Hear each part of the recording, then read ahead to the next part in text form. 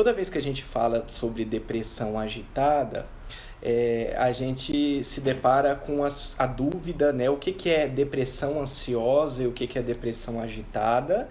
E outra coisa que a gente se depara também é com a confusão diagnóstica de pessoas que estão claramente agitadas, num estado misto, que a gente chama, ou seja, numa mistura de depressão com agitação. E o diagnóstico acaba sendo de depressão ansiosa. O tratamento é feito para depressão ansiosa e não há uma melhora, muitas vezes havendo uma piora. O que é importante falar, assim, vou lembrando da sequência que eu utilizei lá nessa jornada para falar nessa aula, é que até 2013, estado misto, ou seja, mistura de depressão com sintomas de ativação, ou seja, depressão com energia, era sinônimo de transtorno bipolar, até 2013. Depois de 2013, houve uma modificação, essa modificação ela não é aleatória, houve estudos que corroboraram essa observação clínica que a gente já sabia que existia, e houve algumas modificações nas classificações do diagnóstico de depressão. E aí o estado misto, ou seja, as depressões com energia, visto que depressão é uma doença que tira a energia do indivíduo, né? Então por isso que é um estado misto, porque tem depressão que é para baixo e tem energia que é para cima, ela é considerado um estado misto, e porque a energia não é da depressão. Então, quando aconteceu essa mudança, algumas pessoas criticaram, mas eu acho que quem criticou foi porque não compreendeu, não leu, não se aprofundou no tema para entender. Porque o que acontecia até 2013? A gente sabe que o transtorno bipolar é a doença que existe a alternância entre períodos sem energia e períodos com energia mental. Ou seja, depressão e a fase maníaca, que seria a fase de cérebro ligado demais. Toda vez que a gente fala de transtorno bipolar e mesmo de depressão, é super importante ressaltar que tanto depressão quanto transtorno bipolar não são doenças exclusivas do humor. Sempre que o indivíduo tem ou depressão ou transtorno bipolar, tem que haver um prejuízo na energia da pessoa. Tá? Na depressão a pessoa perde energia e na fase maníaca a pessoa aumenta a energia. Energia, diferentemente de humor, muitas vezes fica difícil para as pessoas entenderem, né? Como é que eu vejo a energia da pessoa, né? Eu não estou falando de energia em termos esotéricos, não. Eu estou falando de energia assim, física mesmo, sabe? Energia que vem do cérebro, de uma área do cérebro chamada hipotálamo, que é uma área que coordena as nossas funções do nosso corpo, e junto com o tálamo, que é uma outra área do cérebro, coordena então dor, apetite, libido,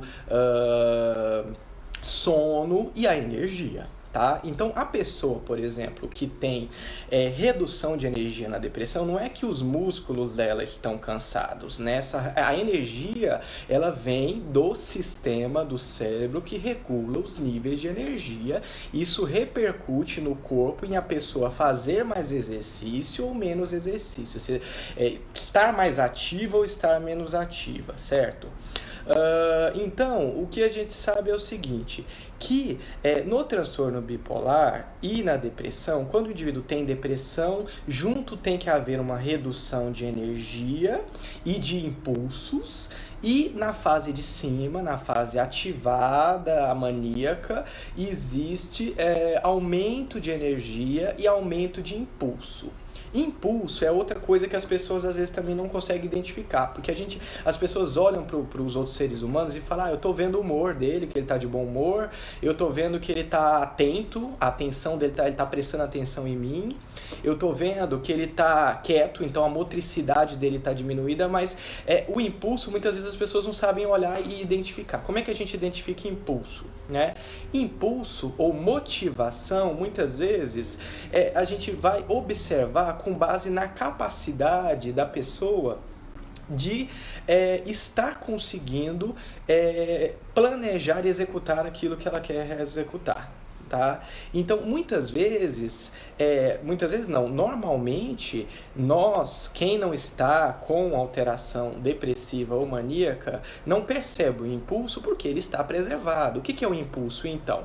Eu estou com vontade de ir até o banheiro, tomar banho e sair de casa, eu vou até o banheiro, tomo banho, saio de casa e vou. Eu não presto atenção nessas coisas enquanto elas estão acontecendo. Muitas vezes a pessoa só presta atenção nessas coisas quando ela perde o impulso. Então ela sente assim, eu tenho que me forçar, eu não quero fazer, eu estou sem vontade de fazer, eu estou desanimado. Ânimo ou ânimos é o que os antigos chamavam na Grécia e tudo de o impulso, que é a vontade, que é a motivação, que é a execução das coisas, né?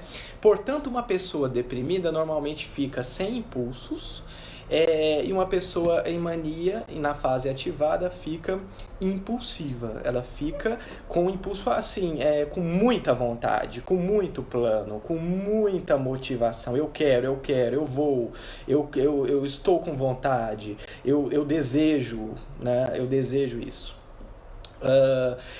Só uma forma que eu costumo pensar, né, que eu fico sempre pensando uma maneira de explicar isso, muitas vezes quando a gente acorda de manhã e quando a gente vai dormir no final do dia, o cérebro está desligado, não totalmente ligado, e à noite ele já está se desligando para dormir. Nesses períodos acontecem sintomas, ou seja, sensações, percepções e pensamentos e emoções na pessoa que são de depressão, entende? Não que a pessoa esteja deprimida, mas são típicos de depressão, porque são típicos de um cérebro desligado. Então, quando a gente acorda, a pessoa acorda de manhã e ela está lenta, né? E ela quer tomar banho, mas ela ainda não está conseguindo, de fato, tirar a roupa, abrir o chuveiro e tomar banho.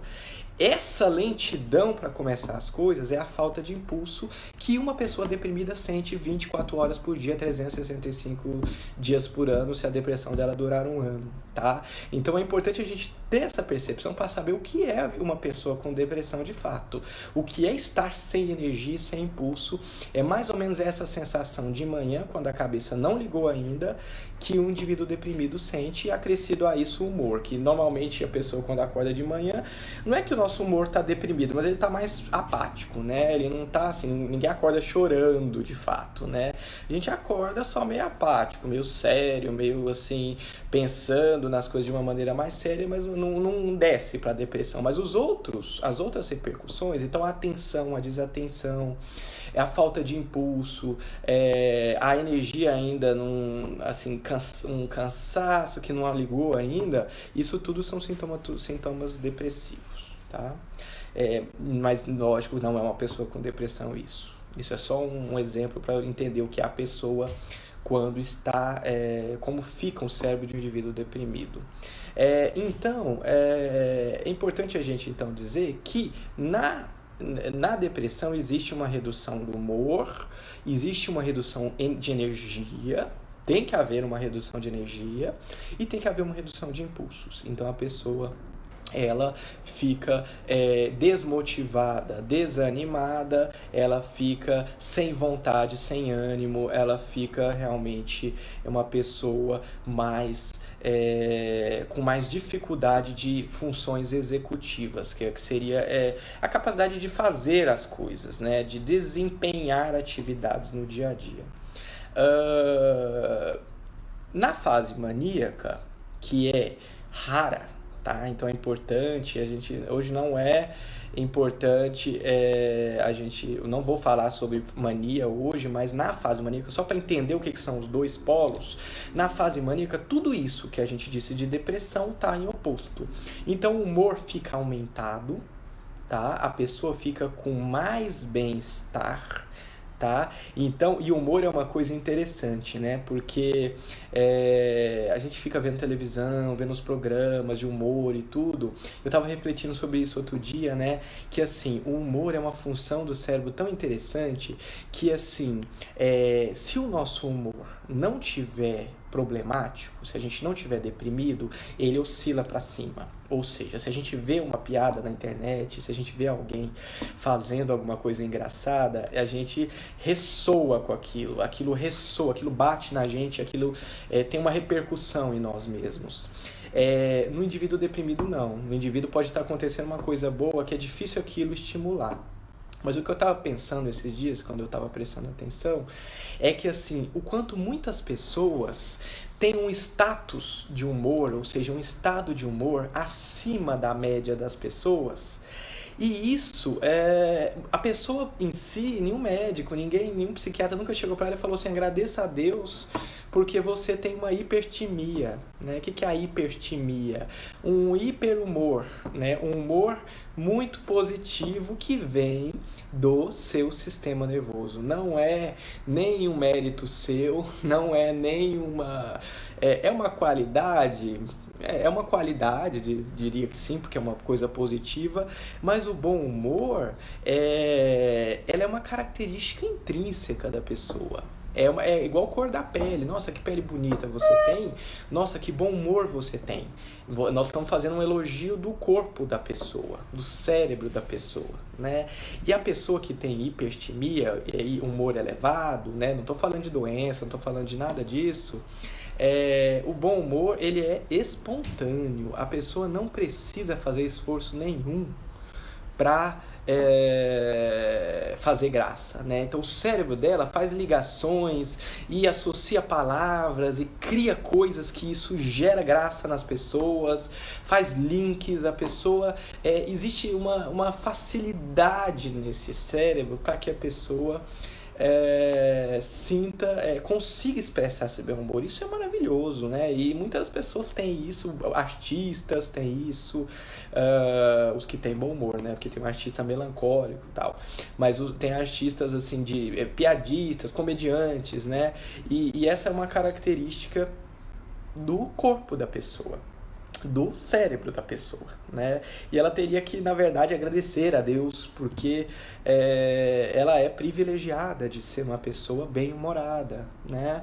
Porque eu falo isso porque o bom humor, ele sempre abre portas, né? O bom humor, ele vem carregado de várias coisas junto com elas.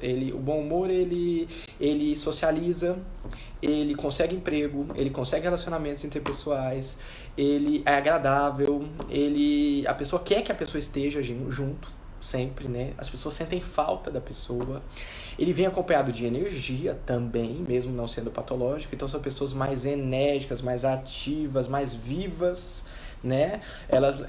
Onde elas estão, você sente uma energia, né? Isso que as pessoas falam de, nossa, eu sinto uma energia positiva, né? Ela nada mais é do que um aumento de energia mesmo, ou seja, ela gesticula mais, ela pensa mais, ela é mais criativa, e tudo mais. E é mais rápida mentalmente. Então, não é de se esperar, né? A gente observa a Tata Werneck falando as piadas dela, que a pessoa que tem um humor elevado, um humor positivo, elas são mais rápidas mentalmente, né? Então não são pessoas que estão em mania, nem hipomania, não é doença. Estou falando de um traço que a pessoa é deste jeito e a gente olha para a criança muitas vezes bem-humorada, criancinha meio, sabe, ativinha, bem alegrinha, tal, você vê que isso é dela, entendeu? Não existe esforço nenhum para que isso aconteça. Bom, então por que eu estou dando toda essa volta para chegar onde? Para chegar na depressão mista. Só antes de falar da depressão mista, me veio na cabeça aqui o quanto também existem as pessoas com bom humor intrínseco, ou seja, da personalidade, do temperamento da pessoa, mas existem também pessoas depressivas de temperamento, né? Que são aquilo que a gente chama de distimia, né? Que seriam sintomas de depressão crônicos e inerentes quase que à personalidade. Não é que é da personalidade, eles são inerentes à personalidade, eles são não é inerentes, eles são grudados com a personalidade, né? Por quê? Porque eles parecem ser da personalidade, não são da personalidade, tá? Isso é importante. Não existe uma personalidade depressiva, é que na verdade a pessoa tem sintomas há tanto tempo que ela se constitui dessa maneira. Então quem a conhece já tem na memória que a pessoa ela é para baixo, negativa, reclama, insatisfeita, tá sempre assim cética, não vai dar certo. E da mesma maneira como a hiperestimia, o bom humor de personalidade atrai, o mau humor de personalidade repele, tá? Então realmente é muito insuportável ficar perto das pessoas de mau humor, né? Então infelizmente o mau humor ele acaba tendo um papel evolutivo, inclusive, de afastar, né? De levar a trazer consequências negativas, infelizmente. Bom, então chegando na parte que eu queria, que é do estado misto, então eu queria falar hoje sobre aqueles indivíduos que apresentam depressão com um pouco de cérebro ligado, tá? Aqueles indivíduos que apresentam depressões agitadas. Toda vez que a gente fala de depressões agitadas, que bom, tem tanta gente legal assistindo. Depressões agitadas, a gente sempre se depara com duas situações na prática clínica que geram confusão. E uma é a depressão ansiosa e a outra é a depressão de fato agitada, ou melhor, o termo melhor seria depressão mista, porque mistura depressão com agitação. Até 2013, então, voltando lá ao que eu estava falando no início, depressão mista ou depressão agitada era uma coisa que só era investigada em indivíduos com transtorno bipolar. Porque o que se imaginava? O indivíduo tem uma fase para baixo, o indivíduo tem uma fase para cima. À medida que isso fica sobe, desce, sobe, desce, sobe, desce, chega uma hora que oscila tão rápido que não tem como subir e descer. Ele ao mesmo tempo, ele já está subindo e descido ao mesmo tempo. Então ele já tem depressão com agitação ao mesmo tempo. Só que a presença de dois polos, ou seja, de um cérebro ligado com um cérebro desligado, ou seja, bipolaridade, né, não é necessariamente uma característica só do transtorno bipolar, né? Por quê? Porque pro diagnóstico de transtorno bipolar, o indivíduo tem que ter um período isolado em que ele ficou deprimido e um período em que ele ficou acelerado, separado um do outro, entende? Quando o indivíduo tem o estado misto, em que existe uma combinação de ativação com depressão, né? Isso não é isso que faz o diagnóstico de transtorno bipolar. Tá? Isso pode acontecer, e desde 2013 isso foi observado que acontece muito na prática clínica, também no indivíduo que não tem o diagnóstico de transtorno bipolar. Tá? Então, o indivíduo pode nunca ter tido na vida um período em que ele ficou internado ou não em mania, né? E não precisa ter tido também nenhum período de hipomania, que seria uma mania mais leve, muitas vezes imperceptível, só perceptível por aqueles familiares que conhecem a linha de base da pessoa. Então, vamos falar sobre isso. Nos indivíduos que têm só depressão, então vamos dizer então que a gente realmente, eu vou responder as perguntas depois, só para conseguir concretizar aqui essa coisa que a gente está abordando. Então, um dos indivíduos que tem somente depressão, então você investigou, conversou com a família, realmente não existe nenhum episódio de mania, isso foi descartado, e muito menos um episódio de hipomania, né, que é a mania levinha, que é a aceleração, a ativação levinha, né? Então, não tem isso, não tem. E aí você fala, bom, então esse indivíduo tem depressão.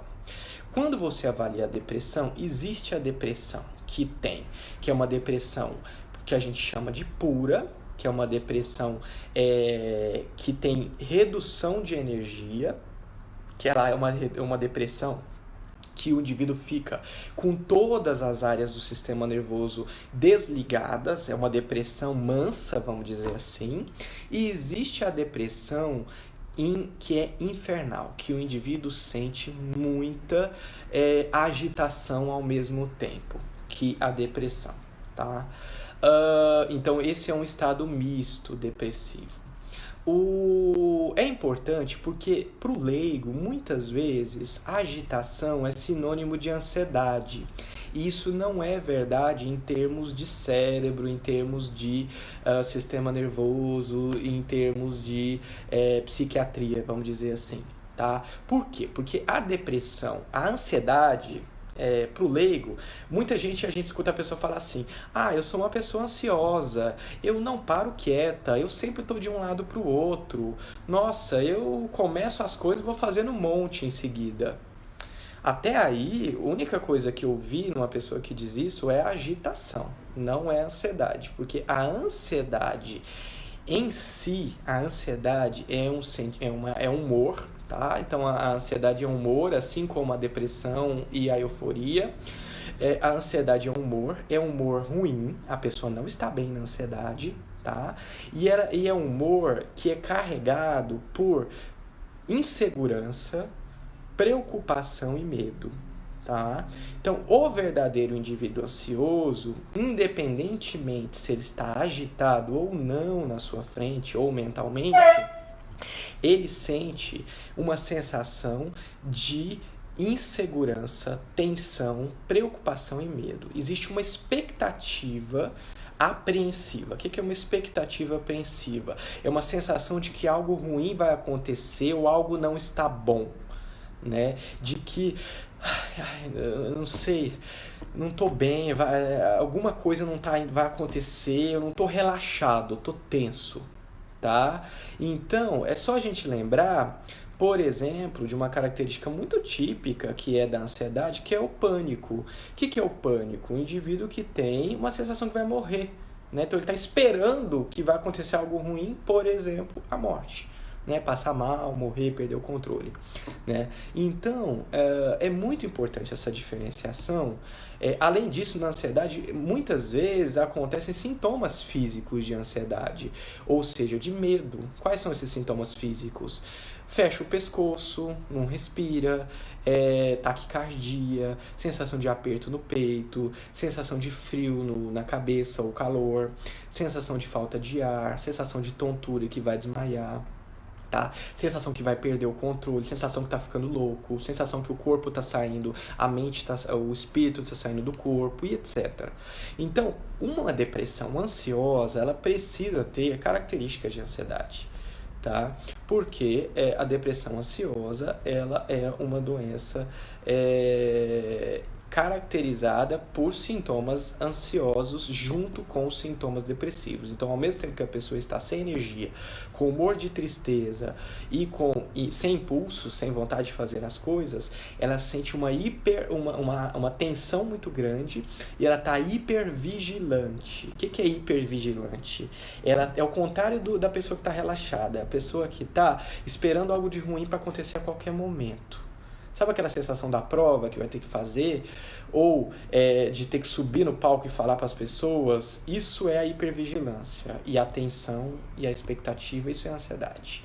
Tá? Por que eu estou falando tudo isso? Porque é muito comum a gente atender, e hoje a gente fez um ambulatório do programa de transtorno bipolar da Faculdade de Medicina do ABC, e a gente atendeu assim, vários casos, e um deles, mais uma vez, é um caso em que uma pessoa de uma idade precoce, tá? Ou seja, jovem, vem com um quadro de depressão mista, ou seja, de uma depressão agitada, e o diagnóstico prévio, com sucessivas trocas de medicamentos, era de depressão ansiosa e não tinha ansiedade em nenhum momento no quadro, tinha agitação. Então, como que é a depressão que tem agitação ao mesmo tempo?